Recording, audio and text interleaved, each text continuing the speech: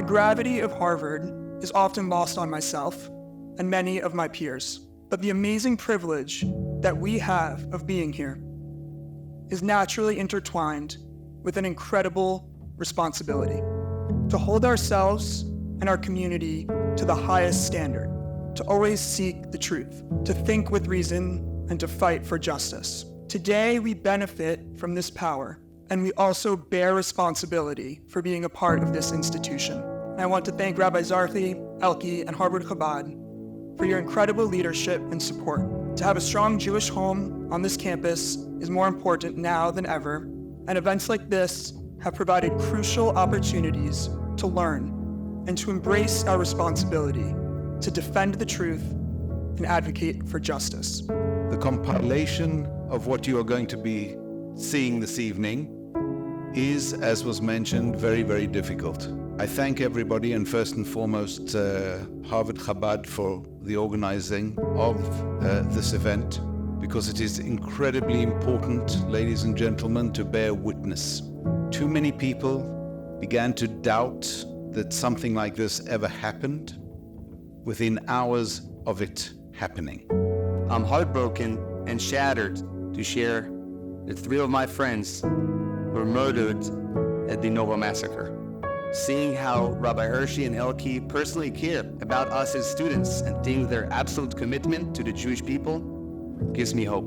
The professors and alumni who simply care give me, as an Israeli student on this campus, hope. It's no secret that I resisted the opportunity to host tonight's screening from the IDF. However, when our friend Bill Ackman to say how strongly he and the ambassador believed that this was important and necessary, I was convinced. It would be considered a desecration of the dead and of the living to watch this kind of violation of life, a manifestation of the divine. And the only basis for an exception is if it will help us preserve life. And it's for that reason they were bringing you this evening's program.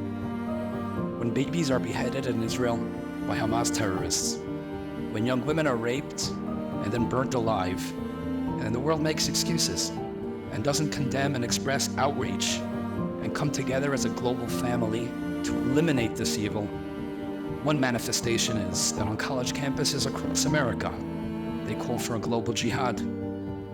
The enemies of the Jewish people who tried to annihilate us always outnumbered us. But we are still here, and we will always be here. So get used to it. We will continue to fight for the sanctity of all human life, for freedom of all people, to oppose racism and bigotry of any kind. We will continue to embrace a vision of life that calls us to be ambassadors of love, of light, of justice, of compassion, of truth, of kindness and hospitality. And we will prevail, because truth ultimately always does. We thank our many friends in the non-Jewish community who are here with us today and have been with us over the last 59 days. Thank you for your courage. Thank you for your humanity. It's appreciated in more ways than you'll ever know. And before I turn it over to Bill Ackman, allow me to say the following. Bill, I know I speak for Jewish students at Harvard, for our alumni, and for parents around the world. You have emerged as a voice of courage and of confidence that has elevated Jewish consciousness and Jewish pride everywhere. What a powerful example you set for all of us. I think I was 10 or 11, and there was a film, and it was a film about the Holocaust. I remember our parents just talking at the dinner table about whether we should see it or not, and they chose to show this film to us. So we watched a film about the Holocaust, a graphic film about the Holocaust. And my parents said, look, it's important for you to understand. So, and that's why we're here. Tonight will be the first screening of Hamas's atrocities at an Ivy League university.